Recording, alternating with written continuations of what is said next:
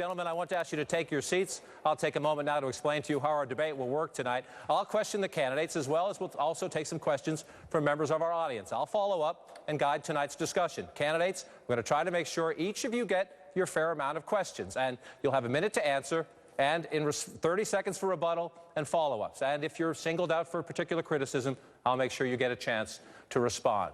Now we're going to have each of the candidates introduce themselves, and so we have more time to debate tonight. We're going to ask them to keep it short. Here's an example.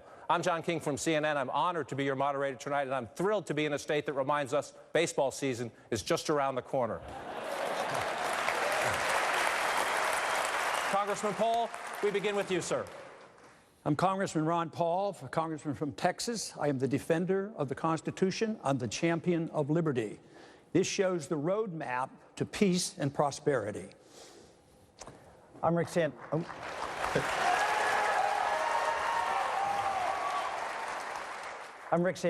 and we have a lot of troubles around the world, as you see, the Middle East in flames and what's going on in this country with gas prices and the economy.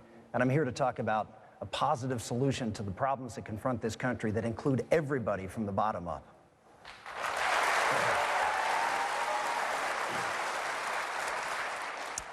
I'm Mitt Romney, and there was a time in this country when you knew that if you worked hard and went to school and if you learned the values of America in your home, that you could count on having a secure future and a prosperous life. That was an American promise, and it's been broken by this president. I want to restore America's promise, and I'm going to do that. That's good enough. Stop when you're ahead. Yeah. As George Costanza would say, when they're applauding, stop, right? Yeah. I'm Newt Gingrich, and I've developed a program for American energy so no future president will ever bow to a Saudi king again, and so every American can look forward to $2.50 a gallon gasoline.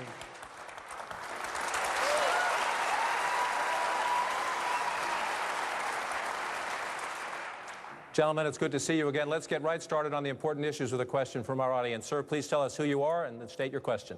My name is Gilbert Fiddler from Gilbert, Arizona, and I'd like to ask this question to all the candidates if I could.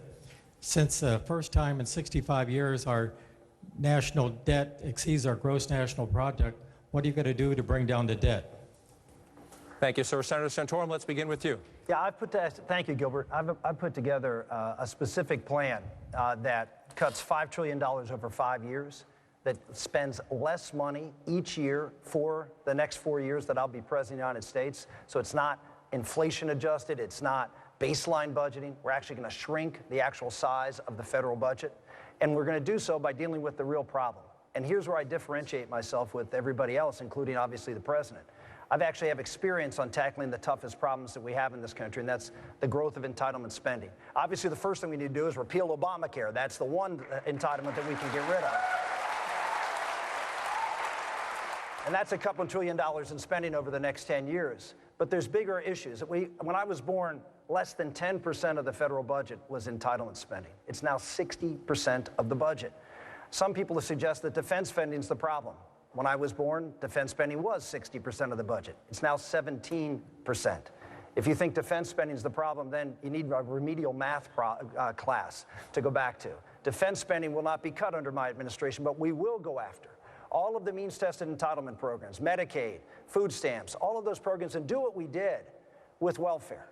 We cut the welfare, we cut spending on welfare, froze it, and then we block granted it to the states and gave them the flexibility to run that program the way they saw fit with two provisos. Number one, there would be a time limit on welfare and a work requirement. We were going to say that poverty is not a disability, that these programs need to be transitional in nature, and we need to do the same thing with Medicaid, we need to do the same thing with food stamps, all of the other means-tested entitlement programs, and unlike the Paul Ryan plan, I see I'm out of time, but unlike the Paul Ryan plan, we also will deal with Medicare and Social Security, not 10 years from now, but we have to start dealing with it now because our country is facing fiscal bankruptcy. Thank you, Senator. Governor Romney, I'm wondering if that answer satisfied you. Just in recent days, you said this, quote, if you want a fiscal conservative, you can't vote for Rick Santorum because he's not. Did he answer your questions there? Well, I'm looking at his historic record, which voting for raising the debt ceiling 5 different times without voting for compensating cuts, voting to keep in place Davis-Bacon, which costs about $100 billion over 10 years. A whole series of votes voting to fund Planned Parenthood, to expand the Department of Education. During his term in the Senate, spending grew by some 80% in the federal government. But I want to respond to Gilbert's question, which I think is a critical one. And that is, as you look at this country, I'm a guy who's lived in the world of business. If you don't balance your budget in business, you go out of business. So I've lived balancing budgets. I also served in the Olympics, balanced the budget there, and served in the state. And in all 4 years I was governor, we balanced the budget. Here's what I'd do at the federal level. I would divide all of the programs into 3 major places for opportunity to reduce costs. Number one, I'm going to go through every single program and ask if we can afford it. And if not, I'm going to say, is this program so critical that it's worth borrowing money from China to pay for it? And if not, I'm going to get rid of it. Number two, I'm going to take programs that are important, but that could be better run at the state level and send them back to the states as a block grant, and that includes Medicaid and housing vouchers and food stamps. These programs for the poor can be run more efficiently and can be run with less fraud and abuse at the state level. And then finally, number three, with what's left of government, I'm going to cut the employment by 10%, and I'm going to link the pay of government workers with the pay in the private sector. Government servants shouldn't get paid more than the people who are paying taxes. Senator, the governor singled you out. Take a few seconds. Well, the governor talks about raising the debt ceiling. There was a debt ceiling vote this summer, and the governor was asked the question whether he would have voted to raise the debt ceiling ultimately, and he said yes, because government has to pay their bills. We can't default ultimately. What happened the 12 years I was in the United States Senate, we went from the debt to GDP ratio, which is now over 100%. When I came to the Senate, it was 68% of GDP. When I left the Senate, it was 64% of GDP.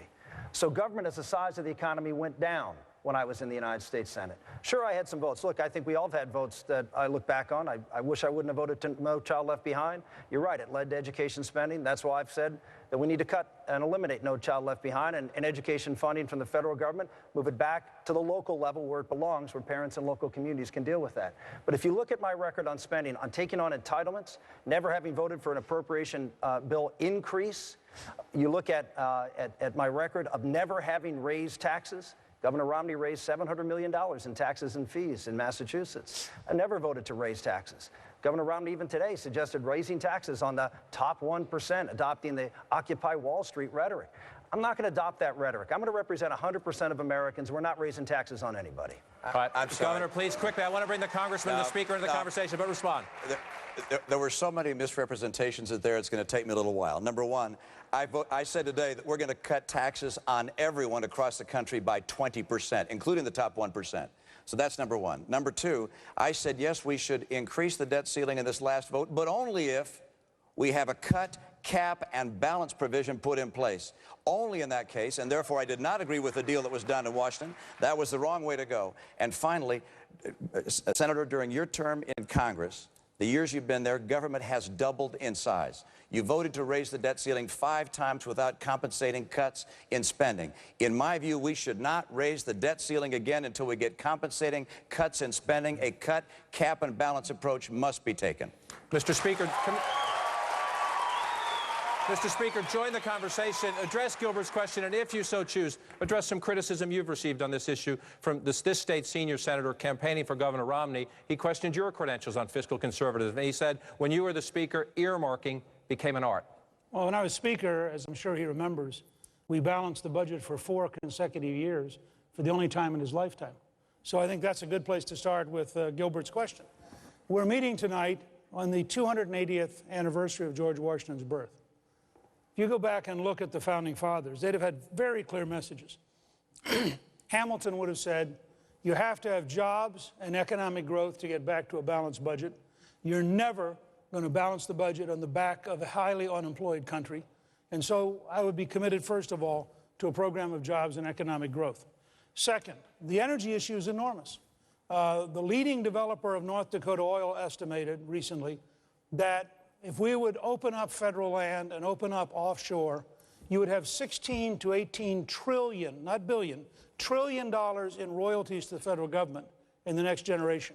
An enormous flow which would drive down prices to $2.50 a gallon, would help us balance the budget, and would create millions of jobs. Finally, I agree generally with the need to reform government. I think that if we were prepared to repeal the 130-year-old civil service laws, go to a modern management system, we could save a minimum of $500 billion a year with a better system. And if we then applied the 10th Amendment, as Governor Rick Perry has agreed to head up a project on, I think we can return to the states an enormous share of the power that's currently in Washington, D.C. Congressman Paul, you've questioned the fiscal conservative credentials of all these gentlemen, but particularly this week, Senator Santorum. You have a new television ad that labels him a fake. Why? Because he's a fake. I'm real, Ron. I'm real. Congratulations. I'm real. Thank you. No, I find it really fascinating that when people are running for office, they're really fiscally conservative. When they're in office, they do something different, and then when they explain themselves, they say, oh, I want to repeal that. So the senator voted for No Child Left Behind, but now he voted for it, but now he's running on the effort to get rid of it. So I think the record is so bad, you know, with the politicians. And, nobody accuses me of not having voted for too much. They're always accusing me for not voting for enough. And I've been running in office off and on for a good many years. And over all those years, I've never voted for a budget deficit. I never voted to increase the national debt. Matter of fact, there's only one appropriation bill that I voted for, and that was for veterans. I assumed from the 1970s on that we were embarking on a very dangerous path, and we're involved in that danger right now. So this idea of being fiscally conservative now that we're running for office and we're going to repeal something that we did before, I mean, it loses credibility is what our problem is. So,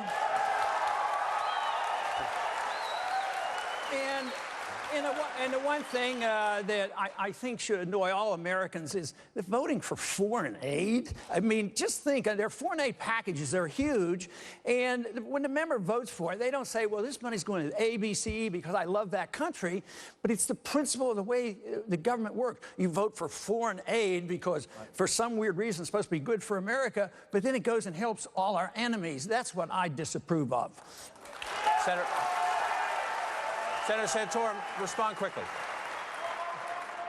Ron, the Weekly Standard just did a review looking at the national taxpayer unions, I think Citizens Against Government Waste, and they measured me up against the other 50 senators who were serving when I did, and they said that I was the most fiscally conservative senator in the Congress in the 12 years that I was there. My ratings with the national taxpayer unions were A's or B's. They were very high from the Citizens Against Government Waste. I got a Hero Award. I was a leader, as you know, on taking on tough issues, which is the entitlement programs, not just welfare reform, but I also worked on Medicare reform and Medicaid reform, and also was a leader on trying to deal with Social Security. And I did that not representing one of the most conservative districts in the state of Texas, but in the state of Pennsylvania, with the second largest per capita population of seniors in the country. And I can tell you, those seniors really cared about Social Security. Why? Because all my rich seniors moved to Florida and Arizona. And what's left in Pennsylvania is folks who relied on Social Security. And I was out there as a Republican senator, a conservative voting record, over a 90% conservative voting record from the American Conservative Union. By the way, Ron, you ranked 145th in the bottom half of Republicans this year in a conservative voting record from that same organization. We had a strong record in a tough state to be a conservative. If I can stand up in the state of Pennsylvania, which hasn't elected a Republican president since 1988, and have a strong principled voting record on issues that were tough in my state, senior issues. Imagine now, as a president of the United States, with a Tea Party movement and a riled-up conservative base, what we can accomplish in Washington, D.C. Congressman, quickly. You know, that's always a cop-out when you compare yourself to the other members of Congress. The American people are sick and tired of the members of Congress. They get about 9% rating. But this whole thing about comparison of conservative votes, I think you make a very important point. I don't rate one at the top. If it's spending or on taxes, I'm at the very top because I vote for the least amount of spending and the least amount of taxes, which means that some of the conservative ratings, you have to realize, sometimes conservatives want to spend money too. When it comes to overseas spending, you vote for the foreign aid. Conservatives are quite pleased with spending money overseas, but if you're a strict fiscal conservative and a constitutionalist, you don't vote for that kind of stuff, and so you can't just go by the ratings. As you can see, it's an important issue to the people in the audience. I think it's one of the reasons this race has been so volatile.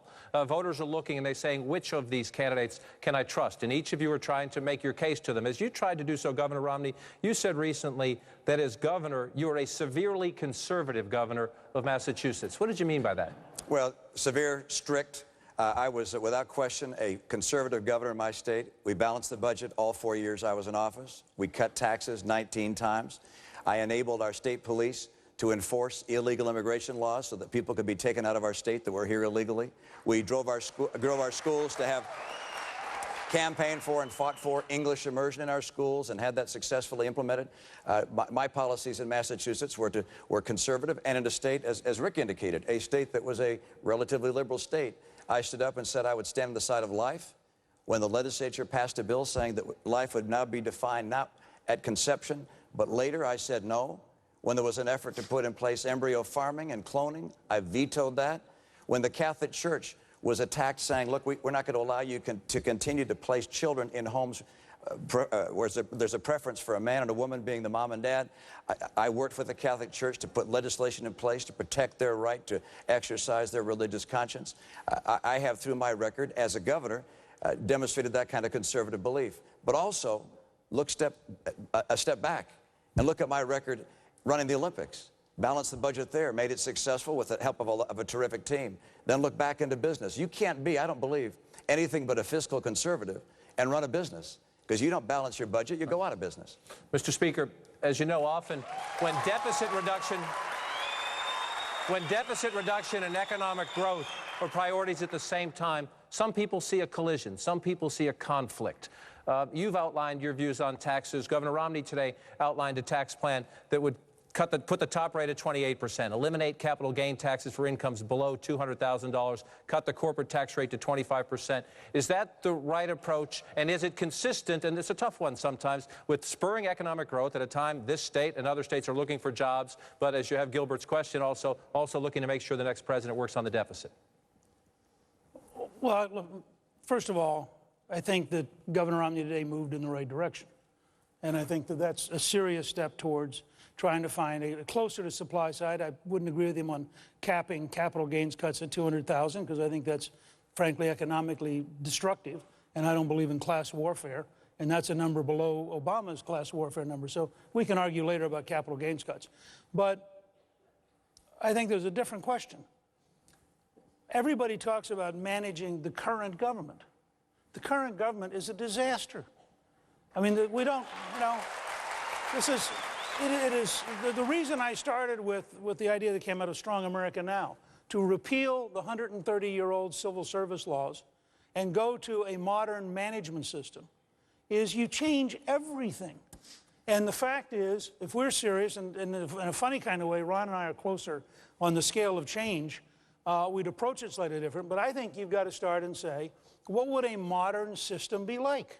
And a modern system would be totally, just take control of the border. It is utterly stupid to say that the United States government can't control the border. It's a failure of will, it's a failure of enforcement. So, let me just take that one example. Let's assume you could tomorrow morning have a president who wanted to work with your governor, who instead of suing Arizona, helped Arizona, who actually worked with Arizona. Now, what's the fiscal reality 3 years from now in your emergency rooms, in your schools, in your prisons of controlling the border? It's a lot less expensive. You just took a major step towards a less expensive future. So I think it is possible to modernize the federal government and cut taxes and develop energy simultaneously. And the three lead you to Gilbert's concern. Let's get back to a balanced budget.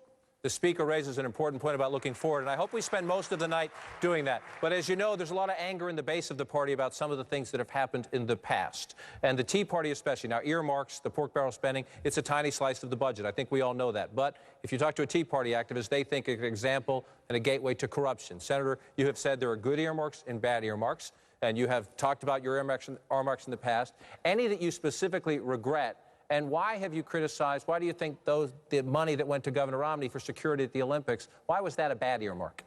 I didn't suggest it was a bad earmark. I voted for it, and about half the money, a little over half the money that went to the Salt Lake Games.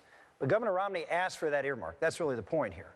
He's out there on television ads right now, unfortunately attacking me for saying that I'm this great earmarker when he not only asked for earmarks for the Salt Lake Olympics in the order of tens of millions of dollars, sought those earmarks and used them. And he did as the governor of Massachusetts, $300 or $400 million. He said I would be something like I'd be foolish if I didn't go out and try to get federal dollars. So the idea that somehow earmarks during the time that I was in Congress were this thing that drove up spending in Washington, D.C., if you actually look at it, as I said before, as a percentage of GDP, actually the deficits the debt went down. What happened is there was abuse. When the abuse happened, I said we should stop the earmarking process. But I did say there were good earmarks and bad earmarks. We wouldn't have the V-22 Osprey, which was the most essential air platform for our Marines in particular in the war against the radical Islamists. We wouldn't have it if it wasn't for an earmark. That program would have been killed under George Bush 41. Dick Cheney, the Defense Department, wanted to kill that program, and many of us, including myself, stood up and made sure that was there.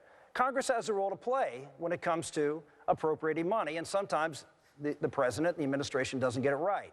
What happened was an abuse of the process. When that abuse occurred, I stepped forward, as Jim DeMint did, who, by the way, was an earmarker, as almost everybody else in Congress was. Why? Because Congress has a role of allocating resources when they think the administration has it wrong. I defended that at the time. I'm proud I defended it at the time because I think they did make mistakes. I do believe there was abuse, and I said we should stop it. And as president, I would oppose earmarks. Governor? I didn't follow all of that, but I can tell you this. I would put a ban on earmarks. I think it opens the door to excessive spending on projects that don't need to be done. I think there are a lot of projects that have been voted for. You voted for the bridge to nowhere. I think these earmarks, we've had it with them. If Congress wants to vote in favor of a bill, that they should take that bill, bring it forward with committees, have people say voted up or down on the floor of the House and the Senate, have the president say yes or no and move forward. But the earmark process is broken. There are thousands and thousands of earmarks, money being used inappropriately. And I'll tell you this, you mentioned coming to the Olympics, coming to the United States Congress, asking for support. No question about it. That's the nature of what it is when you lead an organization or a state. You come to Congress and you say, these are the things we need. In the history of the Olympic movement, the federal government has always provided the transportation and security. So we came to the federal government asking for help on transportation and security. I was fighting for those things. Our games are successful. But while I was fighting to save the Olympics, you were fighting to save the bridge to nowhere. Quickly.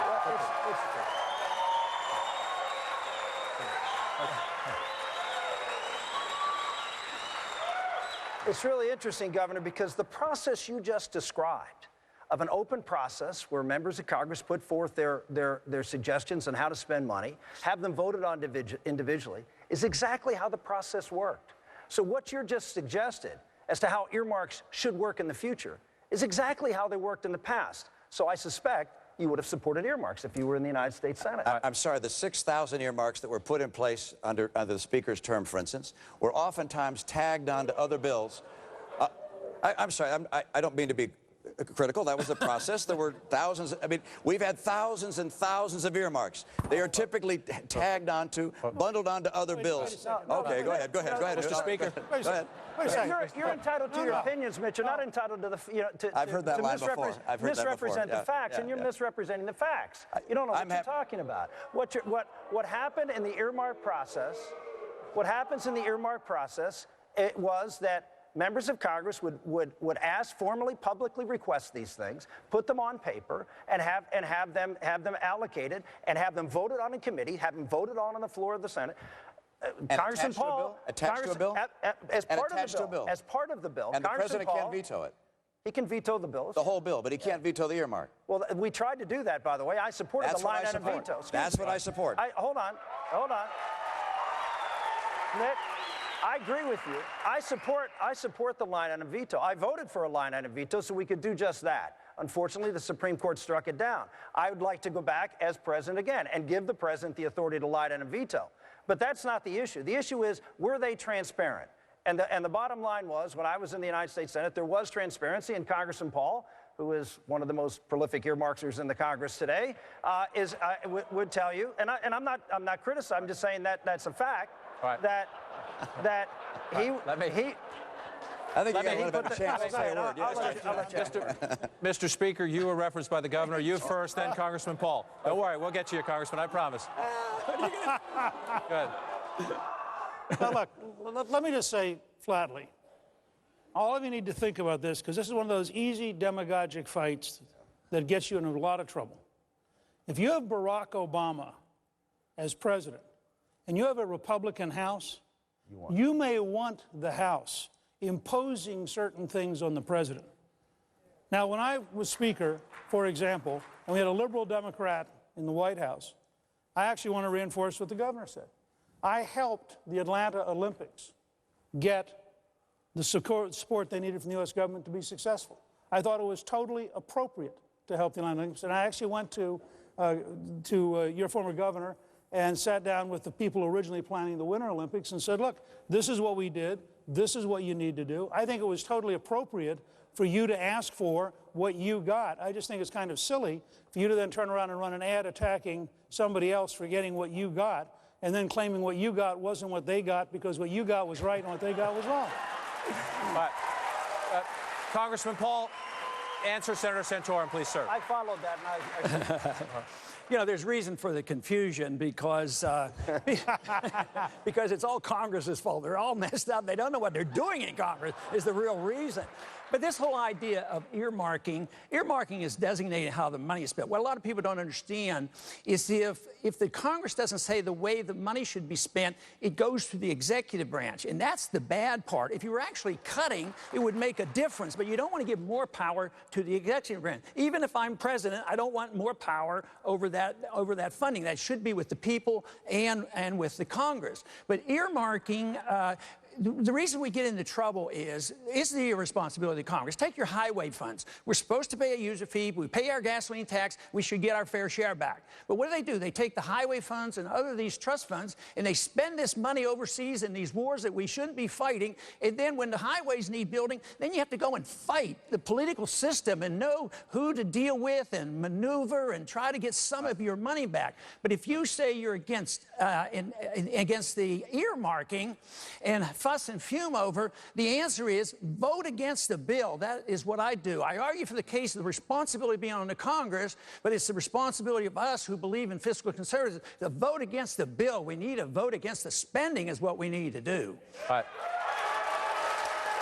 Let's take another important economic question. This one comes to us from CNNPolitics.com, and you can see it in the audience up on the board here. Why was George W. Bush wrong in his efforts to save the auto industry, and why was Barack Obama wrong to continue the effort? Senator Santorum, I want to go to you first with this question. You, like your friends on the stage tonight, opposed the auto bailout. Michigan votes on Tuesday along with Arizona. We assume folks are watching there tonight. Address your answer to an auto worker who may believe strongly that he or she has that job tonight because of the bailout.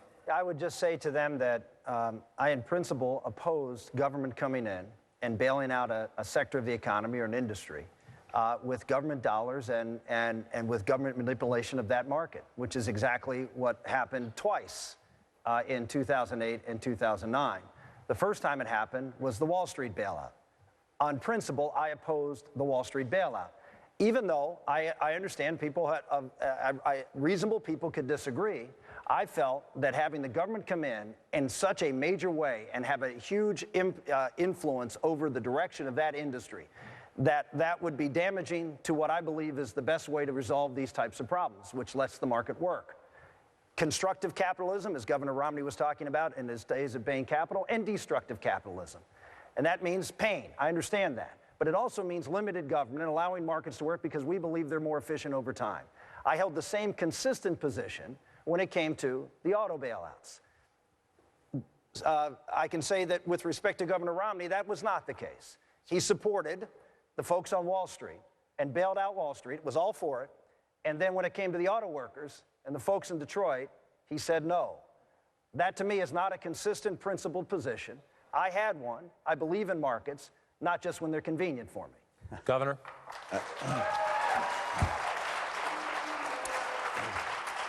Nice try, but now let's look at the facts. All right, first of all, First of all, let's go back in the auto industry and go back to 2000, I think it was 2008. President Bush was still in office, and the three chief executive officers of the three major auto companies got in their private planes and flew to Washington and said, please write us a check. I think they wanted $50 billion. And I wrote an op-ed in the paper, and I said, absolutely not. Don't write a check for $50 billion. These companies need to go through a managed bankruptcy, just like airlines have, just like other industries have. Go through a managed bankruptcy. And if they go through that managed bankruptcy and shed the excessive cost that's been put on them by the UAW and by their own mismanagement, then if they need help coming out of bankruptcy, the government can provide guarantees and get them back on their feet. No way would we allow the auto industry in America to totally implode and disappear. That was my view. Go through bankruptcy. When that happens, then the market can help lift them out. With regards to TARP, it's very simple, the Wall Street. Look, I don't want to save any Wall Street bank. I just don't want to make sure we lose all of our banks. And like President Bush at the time, I was concerned that if we didn't do something, there was a pretty high risk that not just Wall Street banks, but all banks would collapse. And like many other people, many other economists, they were concerned that our entire currency system would go down. My view is this: we have to have industries that get in trouble go through bankruptcy. Now, Senator, you voted in favor of the bailout of the airline industry after 9/11. I think that was the right thing to do. It was an emergency. You also voted for the bailout of the steel industry. I don't think I agree with that one, but I do believe that the right course for the auto industry was to go through a managed bankruptcy process and then to get help getting out. Governor, let me ask you, you mentioned President Bush's position on the Wall Street bailout. If you talk to people in the Bush administration at the time, they say they would have preferred the structured bankruptcy route that you talked about, but that there was no private capital available, that nobody would give the auto companies money, and that their choice, they say at the time, was to either give the government money or have them liquidate. Yeah, it was really interesting because I wrote my piece and I said, look, these companies need to go through managed bankruptcy. And the head of the UAW said, we can't go through managed bankruptcy. The industry will disappear if that happens. And the politicians, Barack Obama's people, oh no, we can't go through managed bankruptcy. 6 months, they wrote, I think it was $17 billion in checks to the auto companies. Then they finally realized I was right. They finally put them through managed bankruptcy. That was the time they needed help to get out of managed bankruptcy. Those monies they put in beforehand that was wasted money. And number two, because they put that money in, the president gave the companies to the UAW. They were part of the reason the companies were in trouble. Giving these companies to the UAW was wrong. Governor, Mr. Speaker, one second.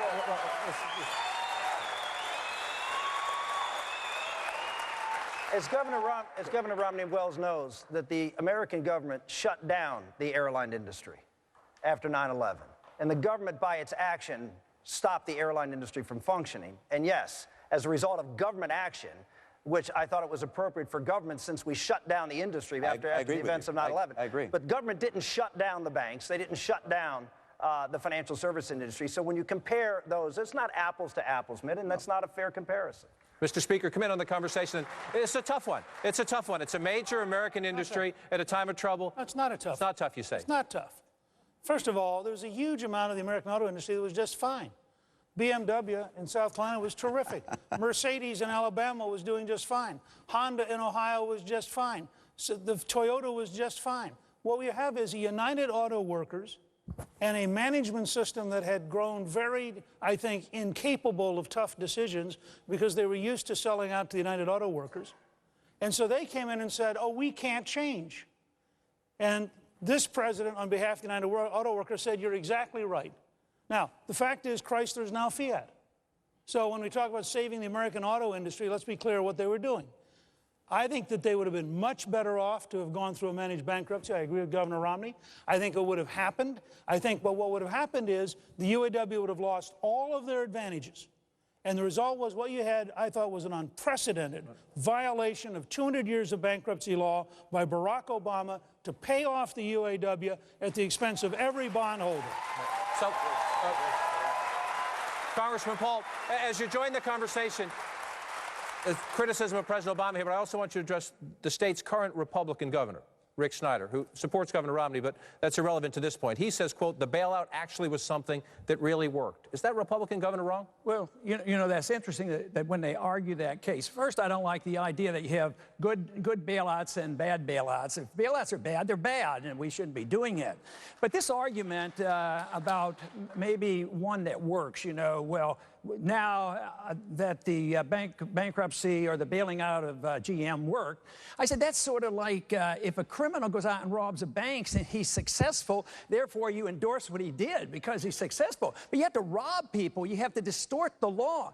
The government is supposed to protect contracts. They're not supposed to regulate contracts, and they're not supposed to undermine contracts. And that's what we've been doing. In the housing bubble, we undermine contracts. And this is what we're doing here. So you want to respect the contracts. A lot of people will accuse me of advocating a free market, that there's no regulations. Actually, the regulations are tougher because you have to go through bankruptcy and you have to face up to this. And it isn't like General Motors would be destroyed. Newt made that point there, that there were good parts of General Motors, but politicians can't figure this out. Then they serve the special interest, and then you have labor fighting big business. I opt for the free market and the defense of liberty. That's what we need in this country. All right. We're off to a good start, gentlemen. We're going to take our first break of the evening. In a moment, our Republican presidential debate here in Arizona continues. A lot more ground to cover, including two issues that are dominating the discussion here in Arizona in recent days: immigration and faith.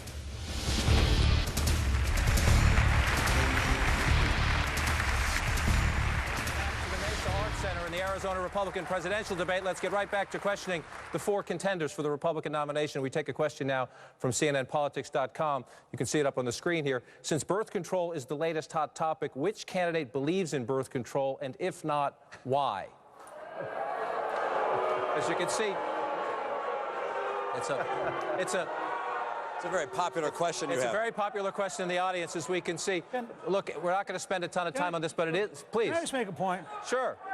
These guys are giving you some feedback here, John. I see that. I think they're making it very clear. No, I think. Look, I think this. I'm going to make two quick points, John. The first is there is a legitimate question about the power of the government to impose on religion activities which any religion opposes. That's legitimate. There is. But I just want to point out, you did not once in the 2008 campaign, not once did anybody in the elite media ask why Barack Obama voted in favor of legalizing infanticide. Okay? So let's be clear here. If we're going to have a debate about who the extremist is on these issues, it is President Obama, who as a state senator voted to protect doctors who killed babies who survived the abortion. It is not the Republicans. What's happened? John, what's happened, and you recall back in the debate that we had George Stephanopoulos talking all about birth control. We wondered why in the world, and contraception, and it's like, why is he going there? Well, we found out when Barack Obama continued his attack on religious conscience. I don't think we've seen in the history of this country the kind of attack on religious conscience, religious freedom, religious tolerance that we've seen in Barack Obama. Most recently, of course,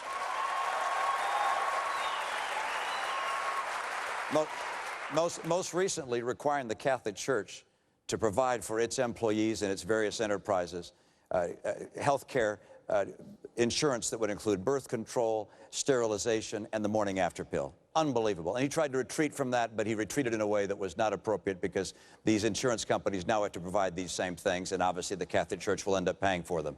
But don't forget the decision just before this, where he said the government, not a church, but the government should have the right to determine who a church's ministers are for the purposes of determining whether they're exempt from EEOC or from workforce laws or labor laws. He said the government should make that choice. That went all the way to the Supreme Court. There are a few liberals on the Supreme Court. They voted 9-0 against President Obama. His position... All right. So let's his position on religious tolerance, on religious conscience, is clear, and it's one of the reasons the people in this country are saying we want to have a president who will stand up and fight for the rights under our Constitution, our first right, which is for freedom of religion. So let's focus the time we spend on this, on the role of a president and your personal views, and question the role of government. And Senator Santorum, this has come up. Yes, it has come up because of the president's decision in the campaign. It's also come up because of some of the things you have said on the campaign trail. When you were campaigning in Iowa, you told an evangelical blog, if elected, you will talk about what, quote, no president has talked about before, the dangers of contraception. Why? What I was talking about is we have a society. Charles Murray just wrote a book about this, and it's on the front page of the New York Times 2 days ago, which is the increasing number of children being born out of wedlock in America, teens who are sexually active. And what we're seeing is a problem in our culture with respect to children being raised by children, children being raised out of wedlock, and the impact on society economically, the impact on society with respect to drug use and all a host of other things when children have children. And so, yes, I was talking about these very serious issues. And in fact, as I mentioned before, 2 days ago on the front page of the New York Times, they're talking about the same thing. The bottom line is that we have a problem in this country, and the family is fracturing. Over 40% of children born in America are born out of wedlock. How can a country survive if children are being raised in homes where it's so much harder to succeed economically?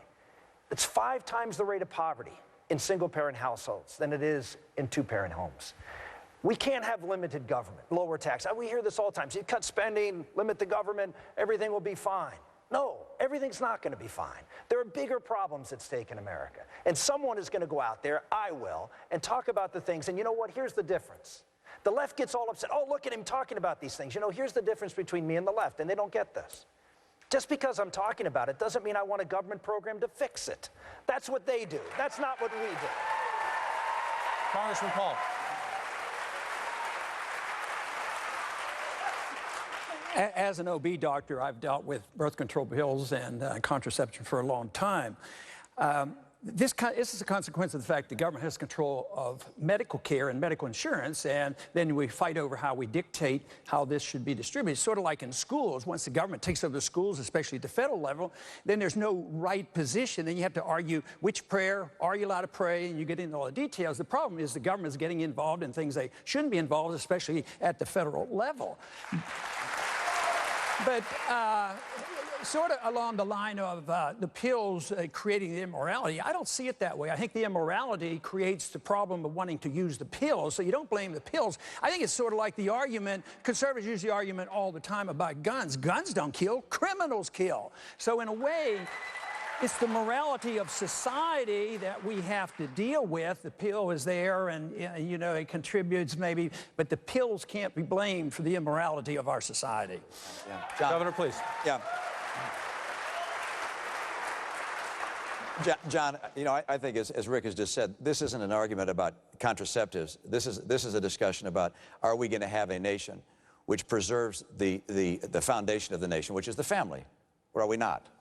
And Rick is absolutely right. When you have 40% of kids being born out of wedlock, and among certain ethnic groups, the vast majority being born out of wedlock, you ask yourself, how are we going to have a society in the future? Because these kids are raised in poverty in many cases. They are in abusive settings. The likelihood of them being able to finish high school or college drops dramatically in single-family homes. And we haven't been willing to talk about this. And when we have programs that say we're going to teach abstinence in schools, the liberals go crazy and try and stop us from doing that. We have to have a president who's willing to say that the best opportunity an individual can give to their unborn child is an opportunity to be born in a home with a mother and a father. And I think... I mean, it's an issue on which all of you have criticism of the Obama administration. It's an issue on which some of you have also criticized each other. Governor Romney, both Senator Santorum and Speaker Gingrich have said during your tenure as governor, you required Catholic hospitals to provide emergency contraception to rape victims. And Mr. Speaker, you compared the governor to President Obama, saying he infringed on Catholics' rights. Governor, did you do that? Nope, absolutely not. Of course not. There was no requirement in Massachusetts for the Catholic Church to provide morning after pills to rape victims. That was entirely voluntary on their part. There was no such requirement. Likewise, in the Massachusetts health care bill, there's a provision in Massachusetts general laws that says that people don't have to have coverage for contraceptives or other type of medical devices which are contrary to their religious teachings. Churches also don't have to provide that to entities which are either the church themselves or entities they control. So we have provisions that make sure that something of that nature does not occur. That's why when I worked very closely with the leaders of the Catholic Church, I met with the Cardinal a number of times and with his emissaries. We talked about the issues we were concerned about. We battled, for instance, to help the Catholic Church stay in the adoption business. The amazing thing was that while the Catholic Church was responsible for half the adoptions in my state, half the adoptions, they had to get out of that business because the legislature wouldn't support me and give them an exemption from having to place children in homes where there was a mom and a dad on a preferential basis. Absolutely extraordinary. We have to have individuals that'll stand up for religious conscience, and I did, and I will again as president.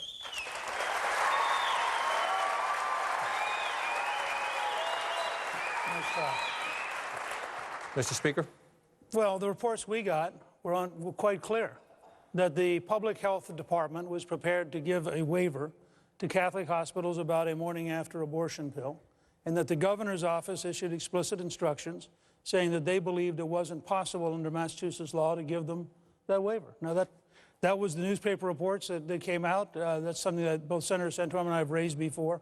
But I want to go a step further, because this makes a point that Ron Paul's been making for a generation, and that people need to take very seriously. When you have government as the central provider of services, you inevitably move towards tyranny, because the government has the power of force. You inevitably, and I think this is true whether it's Romney Care or Obamacare or any other government centralized system, you inevitably move towards the coercion of the state, and the state saying, if you don't do what we, the politicians, have defined, you will be punished, either financially or you'll be punished in some other way, like going to jail. And that's why we are, I think, at an enormous crossroads in this country. And I think the fact is, for almost all of us who've been at this for any length of time, we are now looking at an abyss that forces you to change what you may once have thought. And I suspect all four of us are much more worried today about the power of the state than we would have been, with the possible exception of Congressman Paul, than we would have been at any point in the last 25 years. John, Congressman, I have a quick please. follow-up. We talk about the morning after pill. Actually, the morning after pill is nothing more than a birth control pill. So if birth control pills on the market, the morning after pill. So if you're going to legalize birth control pills, you can't separate the two. They're all basically the same hormonally. But once again, the question is, if you voted for Planned Parenthood, like the senator has, you voted for birth control pills. And you literally, because funds are fungible, you literally vote for abortion, because Planned Parenthood gets the money. Oh, I'll buy birth control pills, but then they have the money left over to do the abortion. So that's why you have to have a pretty strong resistance to voting for these bunches of bills put together. Planned Parenthood should get nothing, let alone designate how they spend. Senator Santorum.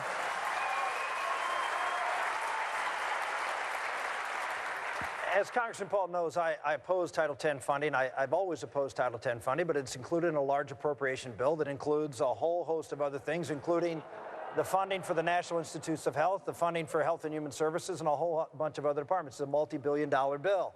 What I did, because Title X was always pushed through, I did something that no one else did. Congressman Paul did. I said, well, if you're going to have Title X funding, then we're going to create something called Title 20. Which is going to provide funding for abstinence-based programs. So at least we'll have an opportunity to provide programs that actually work in keeping children from being sexually active instead of facilitating children from being sexually active. And I pushed Title 20 to accomplish that goal. So while, yes, I admit, I voted for large appropriation bills, and there were things in there I didn't like, things in there I did, but when it came to this issue, I proactively stepped forward and said that we need to do something at least to counterbalance it, A. B, I would say that I've always been very public, that as President of the United States, I will defund Planned Parenthood. I will not sign any appropriation bill that funds Planned Parenthood. Senator, go ahead. John, this demonstrates the problem that I'm talking about. There's always an excuse to do this. Now,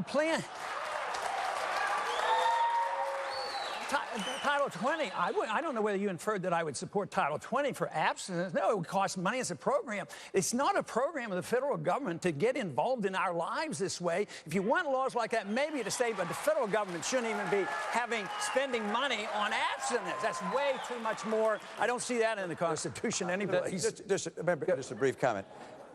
Senator, I just saw a YouTube clip of you being interviewed where you said that you personally opposed contraceptives, but that you said that you voted for Title X. But you used that as an argument saying this is something I did proactively. You didn't say this is something I was opposed to. It was something I wouldn't have done. You said this in a positive light. I voted for Title X. I think I was making it clear that while I have a personal more objection to it, even though I don't support it, that I voted for bills that included it. And I made it very clear in subsequent interviews that I don't support that. I've never supported it, and on an individual basis have voted against it. That's why I proposed Title 20 to counterbalance it. So, Governor Romney, I can just say that you were talking about this issue before of religious conscience and protections. But this is the whole reason this issue is alive is because of the bill that you drafted in Massachusetts, Romney Care, which was the model for Obamacare and the government takeover of health care. Wait a second. And there was a study that just came out about 10 days ago, 2 weeks ago, that listed 15 ways in which Romney Care was the model for Obamacare. Everything from individual mandates, everything from fines. Yours is different. You required businesses over 10 employees. President Obama's is over 50 employees. But there is and even the drafter of your bill, when they were working on Obama's bill, said in fact it was the model. So here we have, as Newt said, the real fundamental issue here is government coercion. And government coercion, when you give governments the right to be able to take your responsibility to provide for your own health and care, and give it to the government. That's what Governor Romney did in Massachusetts. He would be a let's say, it would be a difficult task for someone who had the model for Obamacare, which is the biggest issue in this race of government control of your lives, to be the nominee of our party. You would take that issue completely off the table. Governor, take 30 seconds to respond, and I want to move the conversations on. Much longer than 30 seconds. I hope that's a long answer. First of all, let's not forget that 4 years ago, well after Romney Care was put in place, 4 years ago, you not only endorsed me, you went to Laura Ingraham said, and this is the guy who is really conservative and we can trust him. Let's not forget you said that, number one. Number two, under the 10th Amendment, states have the rights to do things that they think are in their best interest. I know you agree with that. But let's point this out. Our bill was 70 pages. His bill is 2,700 pages. There's a lot in those 2,700 pages I don't agree with. And let me tell you, if I'm president of the United States, I will repeal Obamacare for a lot of reasons. One, I don't want to spend another $1 trillion. We don't have that kind of money. It's the wrong way to go. Number two, I don't believe the federal government should cut Medicare by some $500 billion. Number three, I don't think the federal government should raise taxes by $500 billion, and therefore I will repeal Obamacare. And let me mention one more. The reason we have Obamacare is because the senator you supported over Pat Toomey in Pennsylvania, Arlen Specter, the pro-choice senator of Pennsylvania that you supported and endorsed in a race over Pat Toomey, he voted for Obamacare. If you had not supported him, if we had said no to Arlen Specter, we would not have Obamacare. So don't look at me. Take a look in the mirror. Well, Senator, please, quickly. So, okay, Governor, let's get this straight. First off, number one, you funded Romney Care through federal tax dollars through Medicaid. I know it well. It's called disproportionate share provider tax. About $400 million that you got from the federal taxpayers to underwrite Romney Care to make sure you didn't have to raise taxes right away. But of course you had to. Yes, your governor, with the $8 billion of tax increases he had to put in place. Yes, Governor, you balanced the budget for 4 years. You have a constitutional requirement to balance the budget in 4 years. No great shakes. I'm all for it. I'd like to see it federally, but don't go around bragging about something you have to do. Michael Dukakis balanced the budget for 10 years. Does that make him qualified to be president of the United States? I don't think so. The bottom line is, what you did was you used federal dollars to fund the government takeover of health care in Massachusetts. Used it as, and Barack Obama... Arlen Specter? Well, I'll get to that in a minute. And then Barack Obama used it as a model for taking over this health care system in America. Why I supported Arlen Specter, number one, because Arlen Specter was a senator who was going to be the chairman of the Judiciary Committee at a time when the most important issue that was coming up in the next session of Congress was 2 to 3 Supreme Court nominees that were going to be available. And one, and maybe 2 of them, or maybe even all 3, were going to be out of the conservative bloc. And Arlen Specter, as chairman of the Judiciary Committee, we had a conversation. He asked me to support him. I said, will you support the president's nominees? We had a 51-49 majority in the Senate. He said, I'll support the president's nominees as chairman. Every nominee Arlen Specter supported from the time he took on Judge Bork and saved Justice Thomas, every nominee that he supported passed. Why? Because it gave Democrats cover to vote for it, and it gave Republican moderates cover to vote for it. Think Pat Toomey would do that? No, because he wouldn't have been able to give the moderate Republicans and the conservative Democrats the leeway to then support that nominee, which is exactly what Arlen Specter did. He defended Roberts, defended Alito. We have a 5-4 majority on the court that struck down that case that you just talked about and is there as a guardian of liberty. And I did the right thing for our country. Well, let me tell you, Arlen Specter... Gentlemen, supporting Arlen Specter over Pat Toomey, that was a very torturous route to support a guy who's a pro-choice candidate. By the way, in 1996, let's move the conversation along. Let's move the conversation along and take a question from a voter down here in our audience tonight. Sir, identify yourself and ask your question, please. Gentlemen, my name is Gary Lott, and I'm from Kingman, Arizona. It seems that Arizona has come under federal attacks just for wanting to secure its southern border. What will you and your administrations do to fix the situation, to secure our border, and to protect the American people? Congressman Paul, I want to go to you first on this one. You're from a border state, and as you answer Gary's question, a recent federal analysis says the cost of secure fencing, which they have in a good deal of the border along this state, would cost about $3 million per mile. Is that a good investment, money well spent? Probably not, but we can do a better job, and the best way to do it is forget about the border between Pakistan and Afghanistan and deal with our border and put the resources on this border. This is what we need. But we need to change the rules. We reward illegal immigration. They get benefits. Texas hospitals and schools are going bankrupt. The restraints on the states and Obama's restraints on the states to do with it. Why isn't, if an illegal comes across the border and they go on private property, why isn't that trespassing? And why don't you have the right to stop it?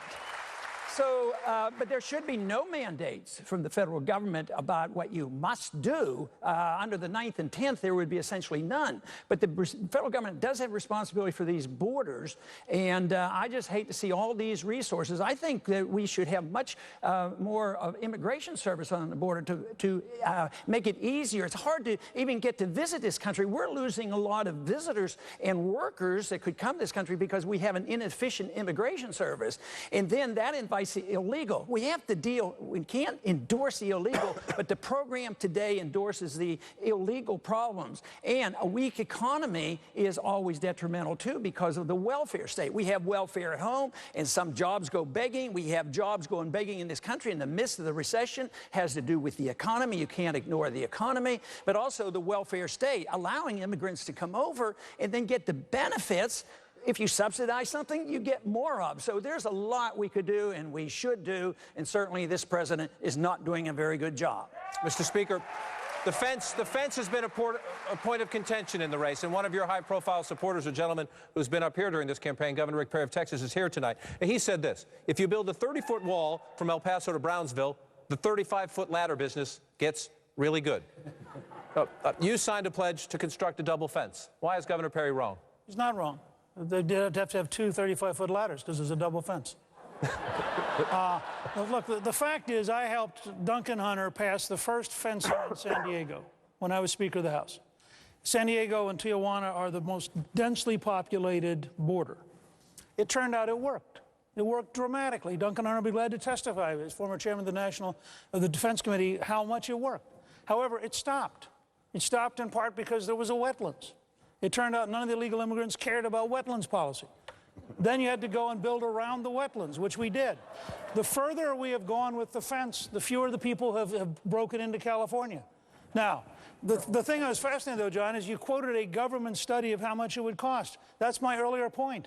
If you modernize the federal government so it's competent, you could probably do it for 10% of the cost of that study. The fact is, what I would do, I have a commitment at newt.org to finish the job by January 1, 2014. I would initiate a bill that would waive all federal regulations, requirements, and studies. I would ask Governor Brewer here, I would ask Governor Martinez, Governor Brown, and Governor Perry to become the co-leaders in their state. We would apply as many resources as are needed to be done by January 1 of 2014, including, if necessary, there are 23,000 Department of Homeland Security personnel in the D.C. area. I'm prepared to move up to half of them to Arizona, New Mexico, and Texas. This is a doable thing. Governor Romney, the border security is part of the equation. What to do about whether it's 8 or 11 million illegal immigrants in the country now is another part of the equation. And Sheriff Joe Arpaio, who's with us tonight from Maricopa County, he's in the audience. He told me this week here in Mesa, these are his words. It's, quote, political garbage, if you will, to not arrest illegals already in this country. You've talked, Governor, about self-deportation. If businesses do their job asking for the right documents, the people will leave. But what about arresting? Should there be aggressive, seek them out, find them, and arrest them, as Sheriff Arpaio advocates? You know, I think you see a model here in Arizona. They passed a law here that says that people who come here and try and find work, that the employer is required to look them up on E-Verify. This E-Verify system allows employers in Arizona to know who's here legally and who's not here legally. And as a result of E-Verify being put in place, the number of people in Arizona that are here illegally has dropped by some 14%, where the national average has only gone down 7%. So going back to the question that was asked, the right course for America is to drop these lawsuits against Arizona and other states that are trying to do the job Barack Obama isn't doing,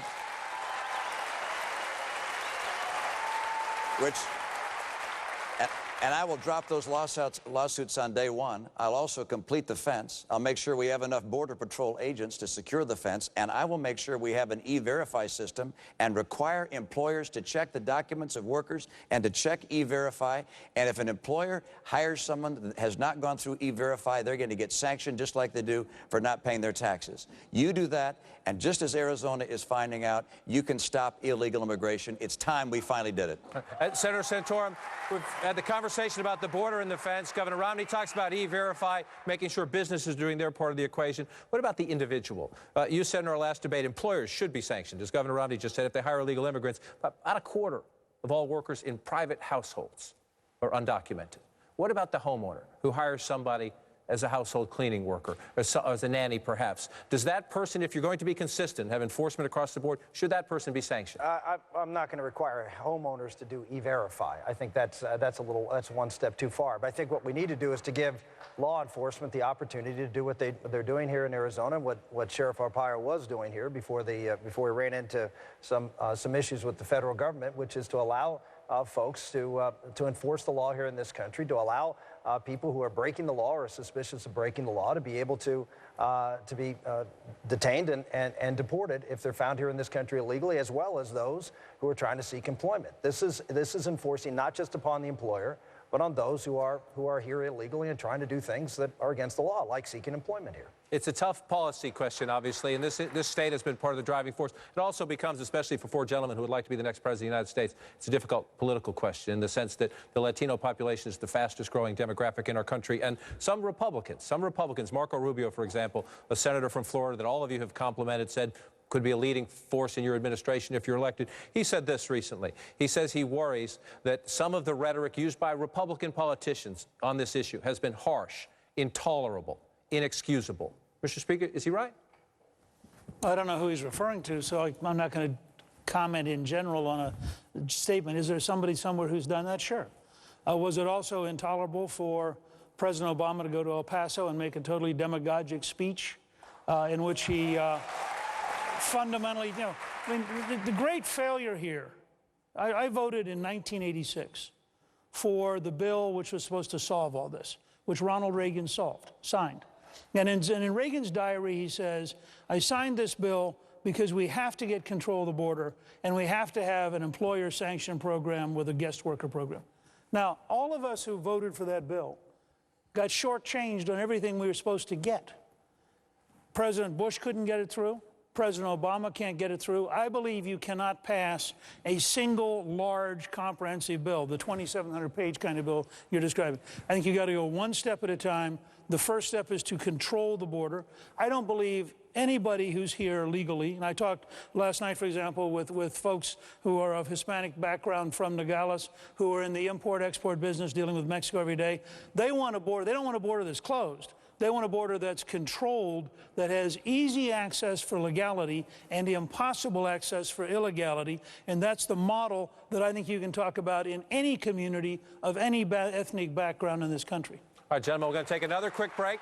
Our Arizona Republican presidential debate will continue in a moment. Here's a question. One of these men could be president just 11 months from now. How would they deal with threats from Iran and North Korea? Plus, a great question sent to us at CNNPolitics.com.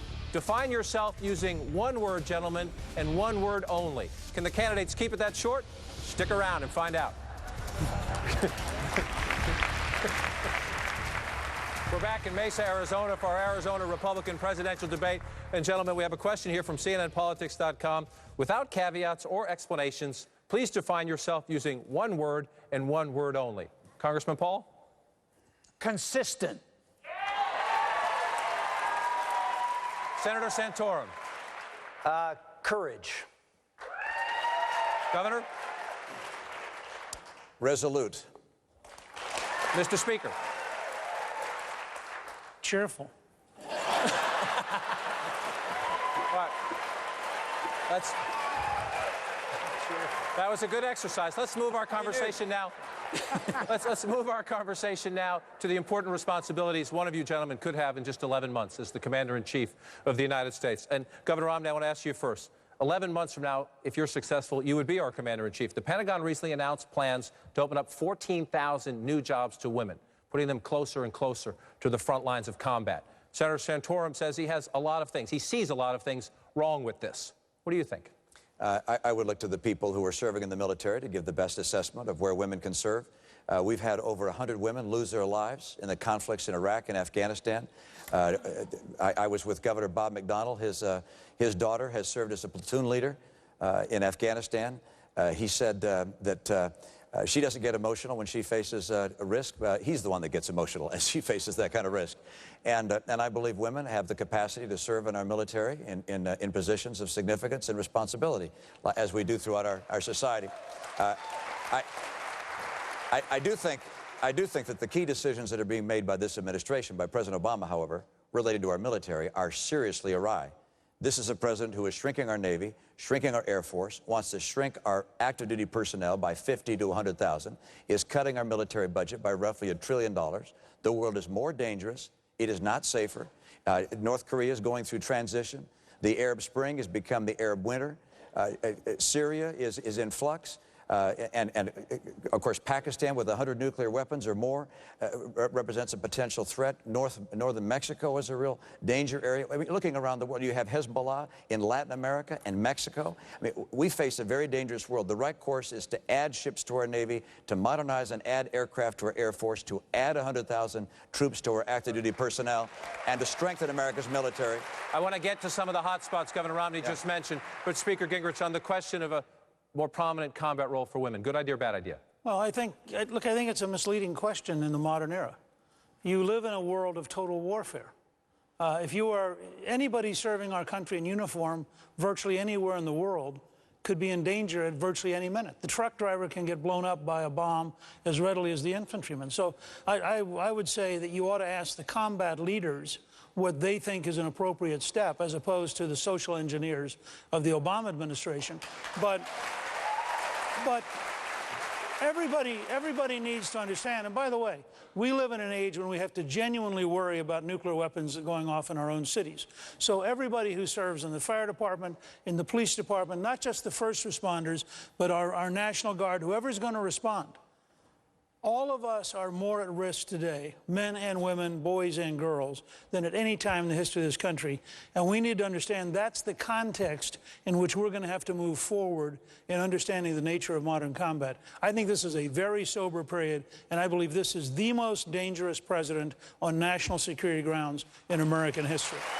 Congressman Paul?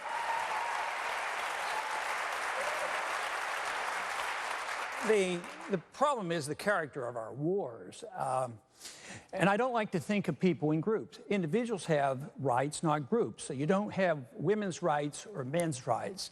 And we still have draft registration. What I fear is the draft coming back because we're getting way overly involved. And the draft, we keep registering our 18-year-olds. So when the draft comes, we're going to be registering young women. And because of this, they're going to be equal. Now, the wars we fight aren't defensive wars, they're offensive war. We're involved in way too much. They're undeclared, they're not declared by the Congress, and so we're in wars that shouldn't be involved. So I don't want even the men to be over there. I don't want women being killed, but I don't want the men being killed in these wars.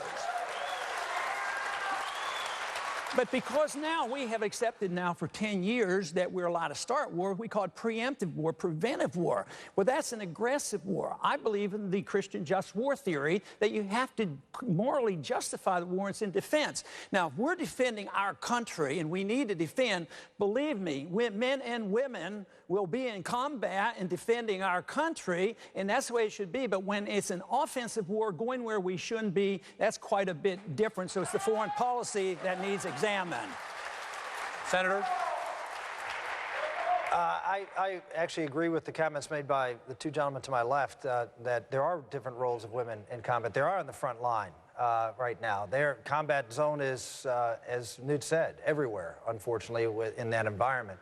My concern that I expressed, I didn't say it was wrong, I said I had concerns about certain roles with respect to particularly in infantry. I still have those concerns, but I would defer to at least hearing the recommendations of those involved. But I think we have civilian control of the military, and these are things that should be decided not just by the generals, but we should not have social engineering, as I think we've seen from this president, but we should have sober minds looking at what is, in fact, the best proper roles for everybody in combat. Let's continue the conversation about the Commander-in-Chief question. We have a question from our audience, sir.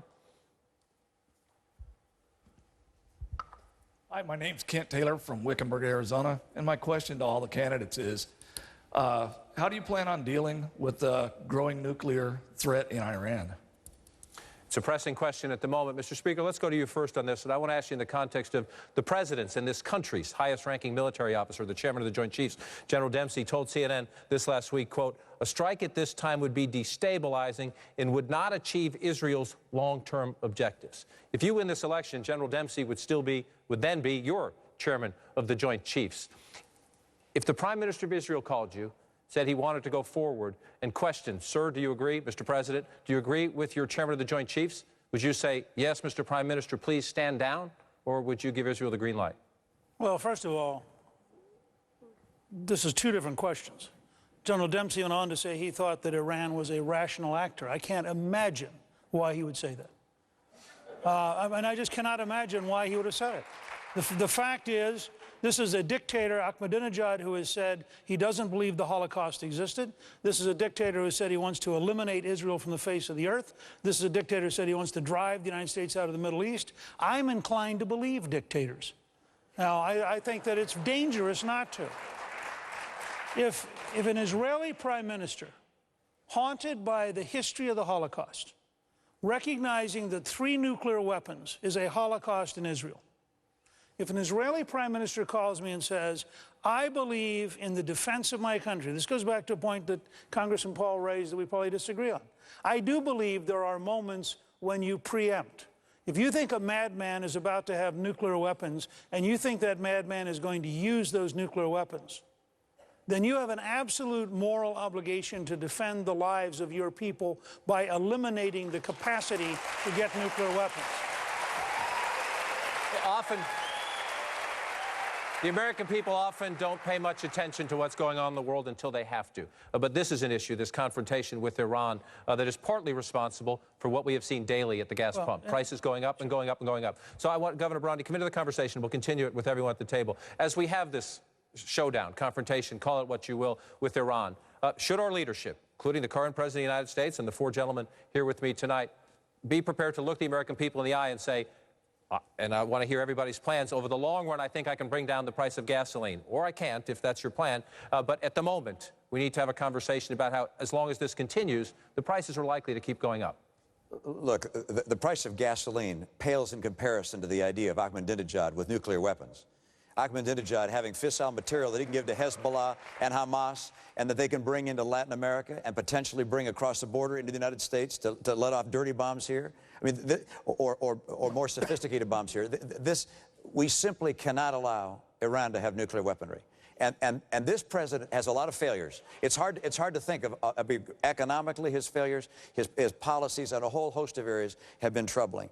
But nothing, in my view, is as serious a failure as his failure to deal with Iran appropriately. This president should have put in place crippling sanctions against Iran. He did not.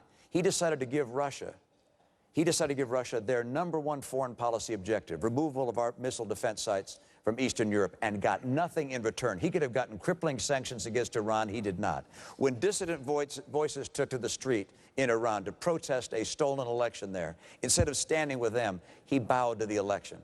This is a president who has made it clear through his administration and almost every communication we've had so far that he does not want Israel to take action, that he opposes military action. This is a president who should have instead communicated to Iran that we are prepared, that we are considering military options. They're not just on the table, they are in our hand. We must not allow Iran to have a nuclear weapon. If they do, the world changes, America will be at risk, and someday nuclear weaponry will be used. If I'm president, that will not happen. If we re-elect Barack Obama, it will happen. Senator Santorum, please.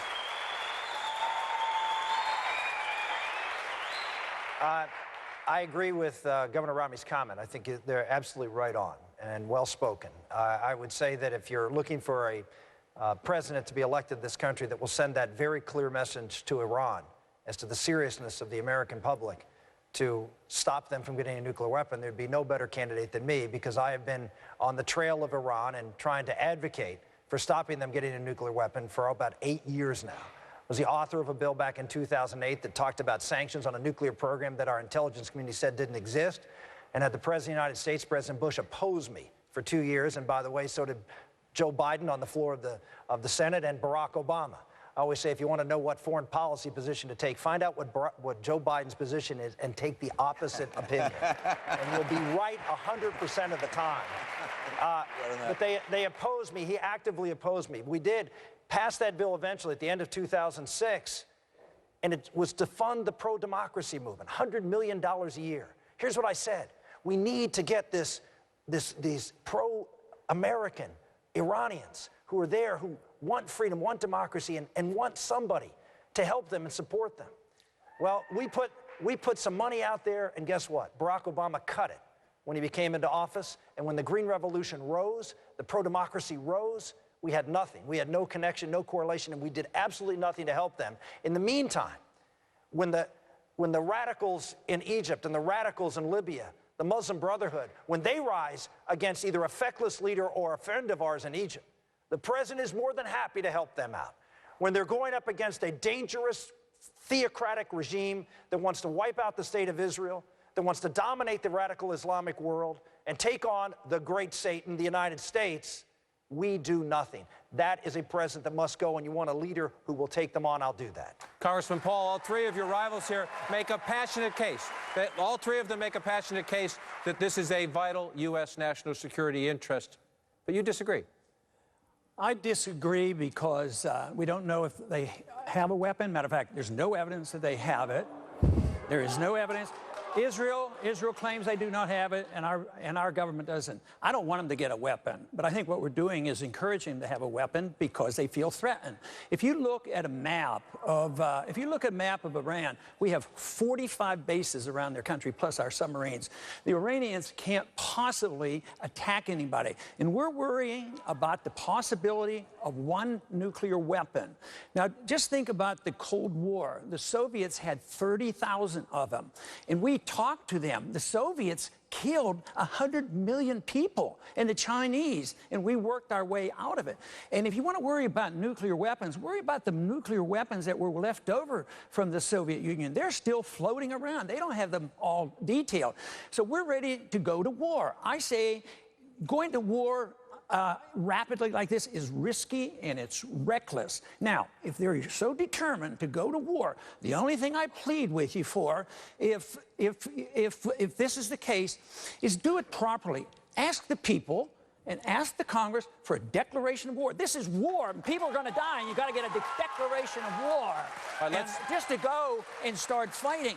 But the sanctions are already backfiring, and all that we do is literally doing the opposite. When were attacked, we all came together. When we attack when we put them under attack, they get together, and it neutralizes that. They rally around their leaders. So what we're doing is literally enhancing the power. Think of the sanctions that we dealt with Castro. 50 years, and Castro is still there. It doesn't work. So I would say a different approach. We need to at least we talked to the Soviets during the Cuban crisis. We at least can talk to somebody who we do not have proof that he has a weapon. Why go to war so carelessly? Let's stay on this theme. We have a question from CNNPolitics.com, a question, you can see it up on the screen here, in regards to Syria. Should the United States intervene, and should we arm the rebellion? Senator Santorum, let me start with you on this one. The American people have watched these videos. It started months ago. It has accelerated in recent days. What is the role for the United States today?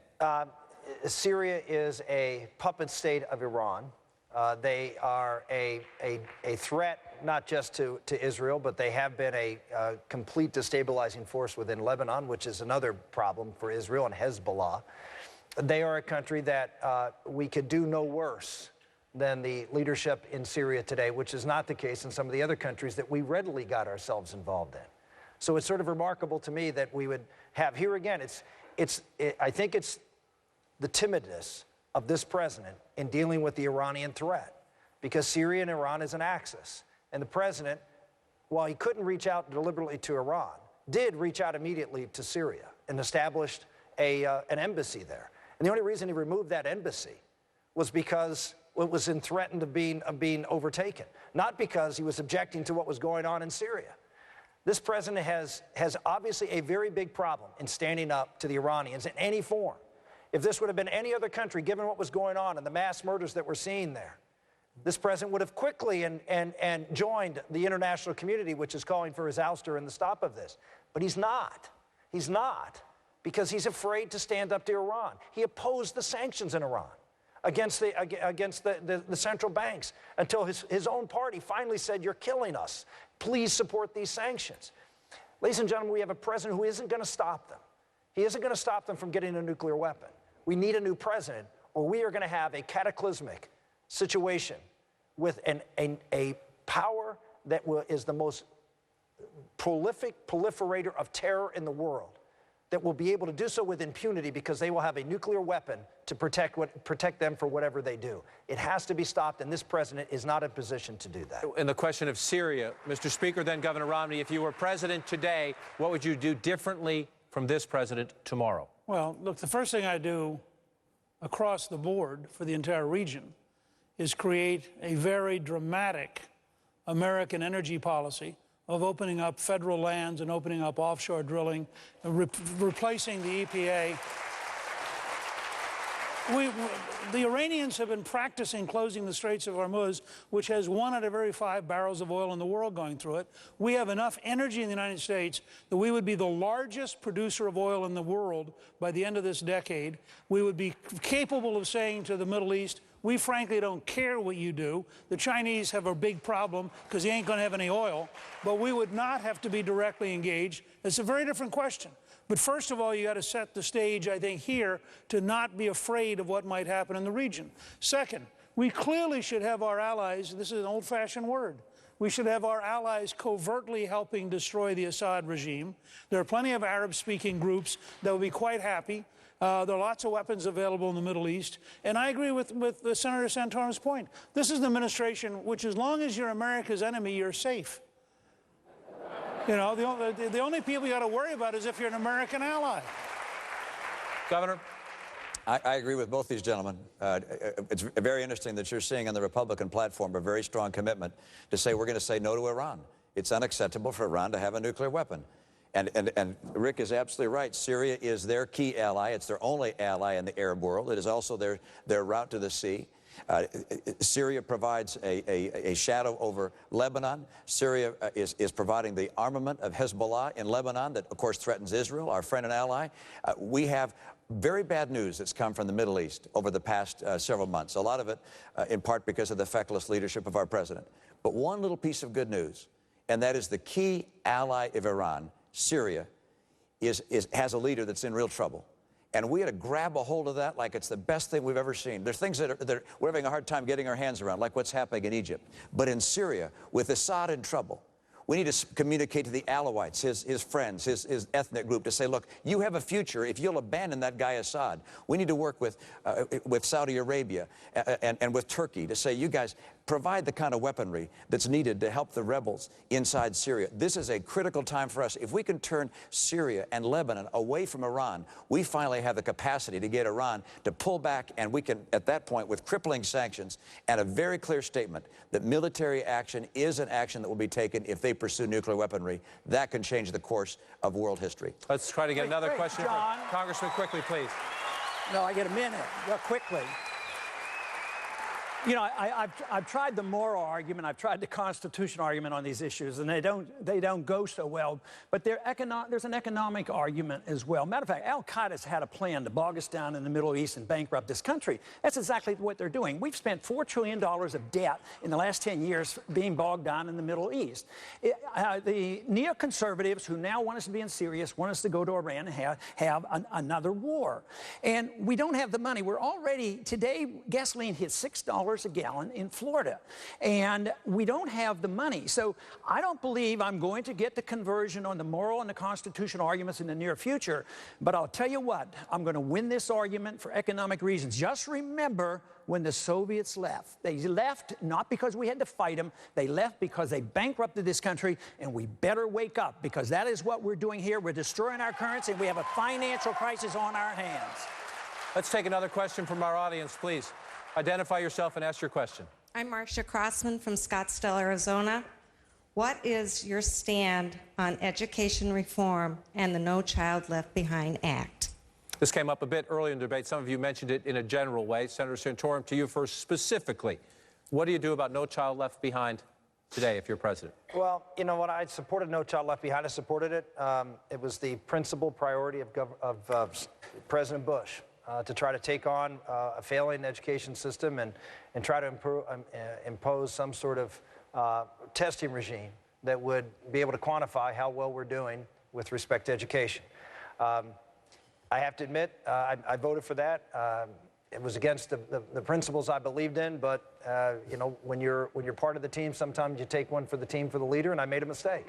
You know, politics is a team sport, folks. And sometimes you gotta rally together and do something. And in this case, you know, I thought testing was, you know, and finding out how bad the problem wasn't a bad idea. What was a bad idea was all the money that was put out there, and that, in fact, was a huge problem. I admit the mistake, and I will not make that mistake again. You have someone who is committed. Look, I'm a homeschooling father of 7. I know the importance of customized education for our children. I know the importance of parental control of education. I know the importance of local control of education. And having gone through that experience of the federal government involvement, not only do I believe the federal government should get out of the education business, I think the state government should start to get out of the education business and put it back to the state, to the local, and into the community. Governor Romney, you were a governor, you had to deal with this law, so weigh in. And as you do, it's designed, like it or not, to help the public school system, which has struggled. Senator Santorum just the other day called public schools in this country factories. Well, I'm not going to comment on that unless you'd like to. With regards to your question, I came into a state where Republicans and Democrats had worked, before I got there, to make some very important changes. They said that they were going to test our kids every year. They said to graduate from high school, you're going to have to pass an exam in English and math. I was the first governor that had to enforce that provision. There were a lot of people that said, oh, no, let people graduate even if they can't pass that exam. I enforced it. We fought it. It was hard to do. We added more school choice. My legislature tried to say no more charter schools. I vetoed that. We overturned that. With school choice, testing our kids, giving our best teachers opportunities for advancement. These kinds of principles drove our schools to be pretty successful. As a matter of fact, there are 4 measures on which the federal government looks at schools state by state. And my state's #1 of all 50 states in all 4 of those measures, 4th and 8th graders in English and math. Those principles, testing our kids, excellent curriculum, superb teachers, and school choice, those are the answers to help our schools. And with regards to No Child Left Behind, the right answer there, this President Bush stood up and said, you know what, the teachers' unions don't want school choice. I want school choice to see who's succeeding and failing. He was right to fight for that. There are things that should be changed in the law, but we have to stand up to the federal teachers' unions and put the kids first and the unions behind. Mr. Speaker, on that point, this is a conversation about what is the proper role of the federal government in the education issue. To the point the governor just raised about teachers' unions, you have complimented President Obama to a degree on that issue, saying he had some courage to stand up to the teachers' union. You went on tour with Al Sharpton and this president's education secretary in support of the multi-billion-dollar Race to the Top program that is essentially, I think they use stimulus money for it, but incentives to states, to schools that perform and that enact reforms. What we did is we went around, including Tucson in this state, and we talked about the importance of charter schools, which was the one area where I thought the president did, in fact, show some courage, being willing to go into Philadelphia or into Baltimore or in a variety of places and advocate. We were in Montgomery, Alabama, for example, and say charter schools are an important step in the right direction. There are 2 things wrong with the president's approach, and the reason I would, frankly, dramatically shrink the Federal Department of Education down to doing nothing but research, return all the power under the 10th Amendment back to the states. And I agree with Rick's point. I would urge the states then to return most of that power back to the local communities, and I'd urge the local communities to return most of the power back to the parents. I mean, I think the fact is we bought over the last 50 years 3 huge mistakes. We bought the mistake that the teachers' unions actually cared about the kids. It's increasingly clear they care about protecting bad teachers. And if you look at LA Unified, it is almost criminal what we do to the poorest children in America, entrapping them into places. No Nation Left Behind said if a foreign power did this to our children, we declared an act of war because they're doing so much damage. The second thing we bought into was the whole school of education theory that you don't have to learn, you have to learn about how you would learn. So when you finish learning about how you learn, you have self-esteem because you're told you have self-esteem, even if you can't read the word self-esteem. And the third thing we bought, which Rick alluded to, which is really important, we bought this notion that you could have Carnegie units and you could have state standards and you could have a curriculum everybody living. Every child is unique. Every teacher is unique. Teaching is a missionary vocation. When you bureaucratize it, you kill it. We need a fundamental rethinking from the ground up. Congressman Paul.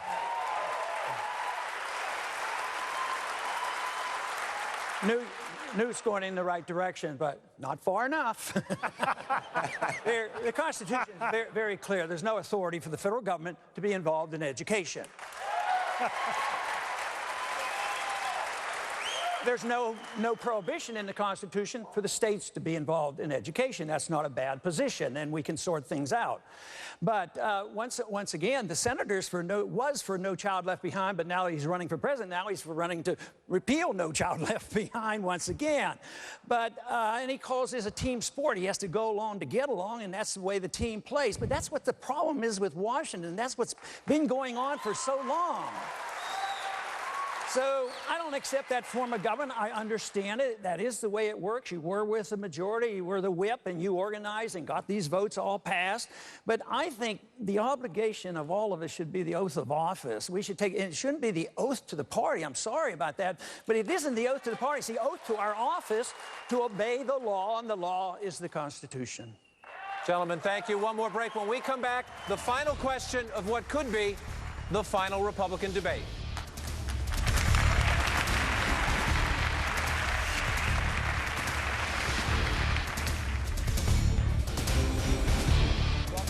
Mesa Arts Center, our Arizona Republican presidential debate. The 4 contenders on stage tonight. Gentlemen, our time is short, so one last question. 9 states have voted so far. We talked a bit earlier about the volatility in the race. The people of Arizona vote Tuesday, Michigan on Tuesday, Wyoming and Washington State, then Super Tuesday. Beyond that, 14 states over the next 10 days or so. Republican voters are clearly having a hard time. I want to close with this question. Help the voters who still have questions about you.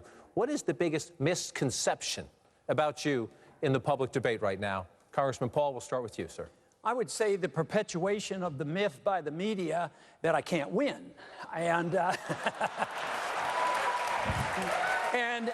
and the totally ignoring some statistics that showed it to be the opposite. Just recently there was a poll in Iowa, and it matched all the four of us up against Obama. And guess what? I did the very best. So I would say that is the biggest myth. But let me tell you, though, in public perception is one thing, but when you go around and talk to the American people and we have our rallies, that misconception isn't there. And I think that's the biggest misconception that I have to deal with. Mr. Speaker? I think that the fact is that the American public are really desperate to find somebody who can solve real problems. I think that's why it's been going up and down and why you've had all sorts of different folks as front runners. And all I can say is that my background of having actually worked with President Reagan, then having been Speaker, if there was one thing I wish the American people could know about me, it would be the amount of work it took to get to welfare reform, a balanced budget, a 4.2% unemployment rate, and that you've got to have somebody who can actually get it done in Washington, not just describe it on the campaign trail. Governor Romney? We've got to restore America's promise in this country, where people know that with hard work and education that they're going to be secure and prosperous and that their kids will have a brighter future than they've had. For that to happen, we're going to have dramatic fundamental change in Washington, D.C. We're going to have to create more jobs, have less debt, and shrink the size of government. I'm the only person in this race. Is there a misconception about you? The question is a misconception. There's a lack, you get to ask the questions you want. I get to give the answers I want. And, fair enough.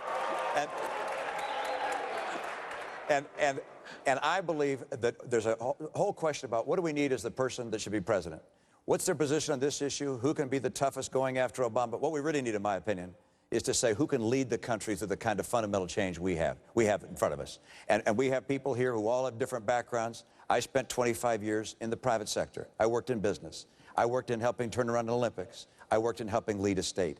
I believe that kind of background and skill is what's essential to restore the American promise. If people think there's something else in my background that's more important, they don't want to vote for me, that's their right. But I believe I have the passion, the commitment, and the skill to turn America around, and I believe that's what's needed. Senator Santorum.